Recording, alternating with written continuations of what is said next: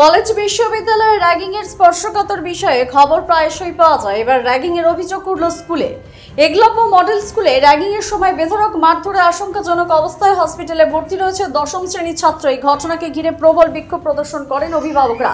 ঘটনাটি ঘটেছে বীরভূমের বোলপুর থানার অন্তর্গত কাকুটিয়া গ্রামের একলব্য মডেল স্কুলে। অভিভাবকদের অভিযোগ, এই স্কুলে দশম শ্রেণীর ছাত্র সচিন মাড্ডিকে বেধড়ক মারধর করে তার সহপাঠী আকাশ সেমরাম এবং আরো বেশ কয়েকজন ছাত্র।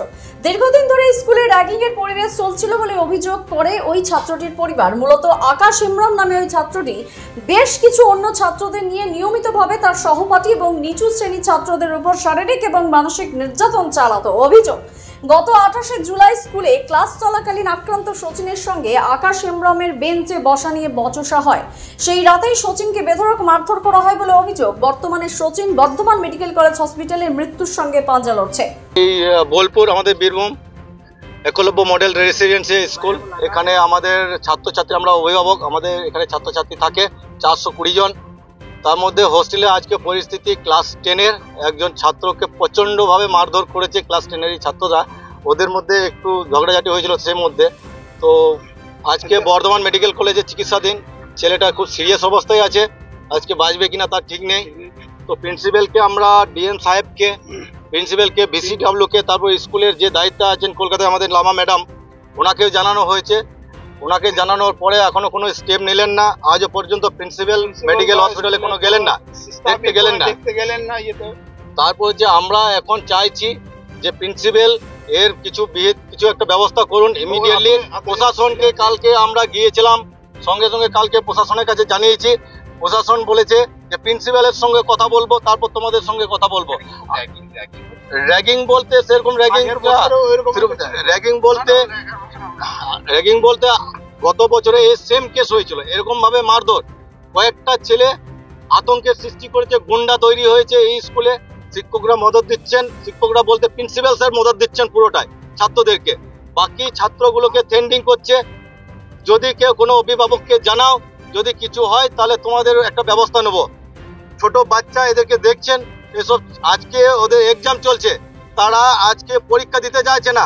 আজকে আমরা সুশিক্ষার জন্য স্কুলে দিয়েছিলাম, আজকে সেই শিক্ষা কোথায় এসছে? আজকে ছাত্রছাত্রীরা পথে বসেছে। র্যাগিংটা গত বছরে হয়েছিল, গত বছর থেকে অনেক দিন থেকে চলছে। তো আমরা জানানোর পরে প্রিন্সিপাল কোনো স্টেপ নিচ্ছেন না, কোনো ব্যবস্থা নিচ্ছেন না। আমরা থানায় জানিয়েছি, কমপ্লেন করেছি, থানা শুধু বলছে প্রিন্সিপালের সঙ্গে কথা বলবো।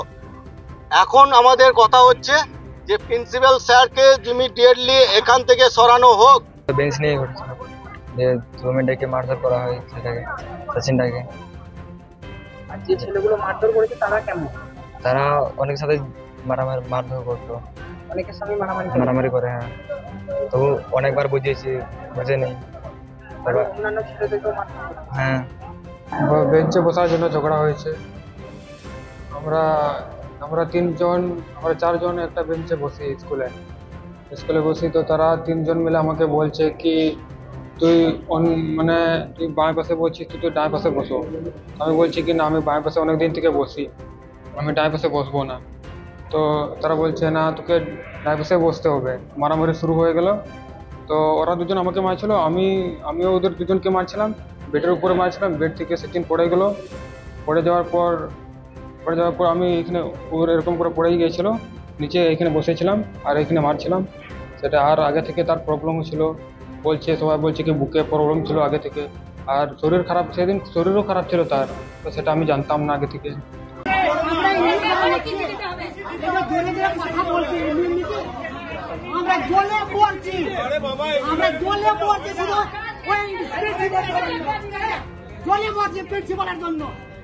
সব শেষ করে দিয়েছে হোস্টেলটাকে। এর আগে তো আমরা স্কুলে বহু অভিভাবক এসে হাজির হন এবং বিক্ষোভ প্রদর্শন করেন। তারা দাবি তোলেন, ওই স্কুলের প্রিন্সিপাল সুপ্রিয় সাধু সহ যেসব শিক্ষক কর্মীরা এই ঘটনার সঙ্গে যুক্ত রয়েছে তাদের অবিলম্বে যেন স্কুল থেকে অপসারণ করা হয়। স্কুলের অন্দরে এত বড় একটা ঘটনা ঘটে গেল, তারপরে অভিভাবকদের অন্ধকারে রাখার চেষ্টা চলেছে বলে অভিযোগ করেন তারা। ইতিমধ্যে পুলিশ ঘটনাস্থলে পৌঁছে পরিস্থিতি নিয়ন্ত্রণে আনার চেষ্টা করছে, তবে এই বিষয়ে স্কুল কর্তৃপক্ষের তরফ থেকে কোনো রকম মন্তব্য পাওয়া যায়নি। প্রেক্ষিত মানে হচ্ছে এখানে একটা দুঃখজনক ঘটনা ঘটেছে। দেখুন, ছাত্ররা, আমরা যখন ছাত্র ছিলাম তখন হয়তো নিজেদের মধ্যে খুনসুটি হতো, কিন্তু বিষয়টি হচ্ছে যে খুনসুটিটা যখন বাড়াবাড়ি পর্যায়ে চলে যায় সেটা ভাববার বিষয় আছে। মূলত আমরা যারা গার্জেন যারা স্কুলে ছাত্রছাত্রীদের পাঠান, তাদের দুটো উদ্দেশ্য থাকে। একটি হচ্ছে যে আমার ছেলেমেয়েরা তারা যেন শৃঙ্খলাবদ্ধ হয়, আর 2 নম্বর যেন ভালো পড়াশোনা শেখে, এবং 3 নম্বর আরেকটি আছে যে ভালো মানুষের মতো মানুষ হয়। আমরা স্টুডেন্টদের সাথেও কথা বললাম, এখানে এসে তাদেরকেও বললাম, বোঝালাম যে তোমাদের আসল উদ্দেশ্য হচ্ছে তোমরা যে সুযোগটা পেয়েছো, আমরা অনেকে এই সুযোগটা পাইনি। সরকার একেবারে আমাদের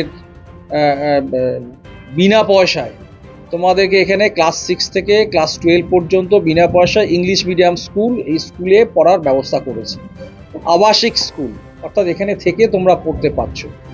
এখানে তোমাদের স্কুলে কোনো টিউশন ফি লাগছে না, এখানে তোমাদের ড্রেস ফ্রি, তোমাদের খাওয়া ফ্রি, এভরিথিং ফ্রি।